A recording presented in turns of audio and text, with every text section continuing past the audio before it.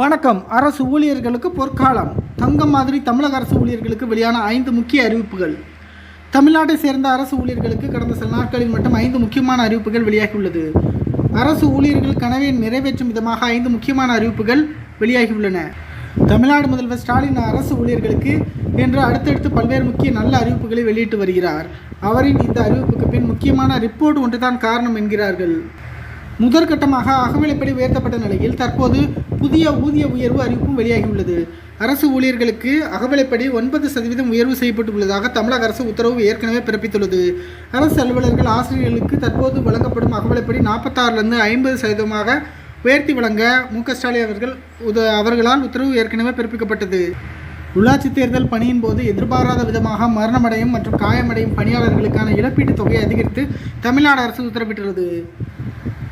அதாவது 10லிருந்து 15 லட்சமாக உயர்த்தப்பட்டிருக்கு.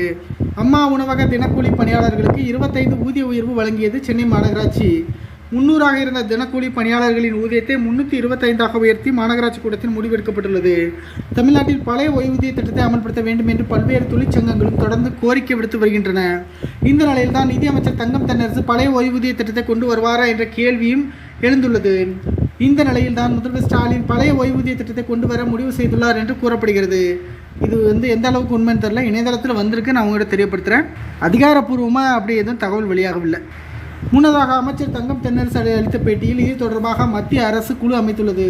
அரசு ஊழியர்களின் நலனில் மாநில அரசு எப்போதும் கவனமாக இருக்கும். இது தொடர்பாக பலர் எங்களிடம் கோரிக்கை வைத்து வருகின்றனர். தேவையான நடவடிக்கையை நாங்கள் விரைவில் எடுப்போம் அப்படின்னு அமைச்சர் தங்கம் தென்னரசு தெரிவித்துள்ளது குறிப்பிடத்தக்கது. தமிழ்நாட்டு அரசு ஊழியர்களின் பல நாள் கோரிக்கைகளில் ஒன்று காப்பீட்டு முறையை மாற்றுவது. தற்போது இருக்கும் காப்பீட்டை மாற்றி புதிய காப்பீட்டு முறையை கொண்டு வர வேண்டும் என்பதை தமிழ்நாட்டில் இருக்கும் பல லட்சம் அரசு ஊழியர்களின் கோரிக்கையாக இருந்து வருகிறது. பெரும்பாலான அரசு பணிகளில் இன்சூரன்ஸ் அப்படிங்கிறது ஹஸ்பண்ட் ஒய்ஃபு இவங்களை தான் சார்ந்து இருக்கும். குழந்தைகளுக்கு கூடுதல் பிரீமியம் உடன் சேரலாம் இந்த மாதிரி சொல்கிறாங்க. ஆனால் இனிமேல் வரக்கூடிய புதிய மருத்துவ காப்பீட்டு திட்டத்தின் பலன்கள் அவங்களோட பேரண்ட்ஸையும் சேர்த்துக்கலாம் அந்த மாதிரி சொல்கிறாங்க. ஸோ மார்ச் மாதம் இதற்கான அறிவிப்பு வெளியாகும் அப்படின்னு இணையத்தில் தகவல் வெளியாகிருக்கு.